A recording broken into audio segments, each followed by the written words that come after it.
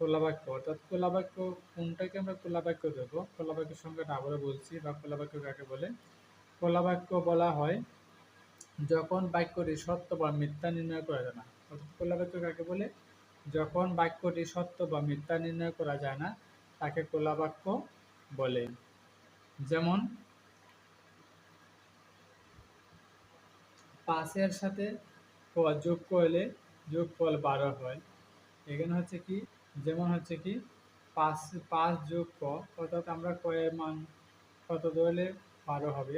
এটা আমরা হচ্ছে ক হচ্ছে আমরা কি পরে আমরা অজ্ঞাত রাশি ধরতে পারি। ককে আমরা অজ্ঞাত প্রতীক ধরতে পারি। এখন অজ্ঞাত প্রতীক বলতে আমরা বুঝি যেটা হচ্ছে আমাদের এই যে প্রতীকের আমরা কি নির্দিষ্ট কোনো মান ধরতে পারি না বা নির্দিষ্ট পরিমাণ সংখ্যা রেখে ধরতে পারি না, এটাকে আমরা অজ্ঞাত প্রতীক বলি। অর্থাৎ যেটাকে আমরা নির্দিষ্ট পরিমাণে নির্দিষ্টভাবে বলতে পারবো না, এটাকে আমরা কি অজ্ঞাত প্রতীক বলতে পারি। ঠিক আছে। এরপর হচ্ছে গাণিতিক বাক্য। গাণিতিক বাক্য কাকে বলে?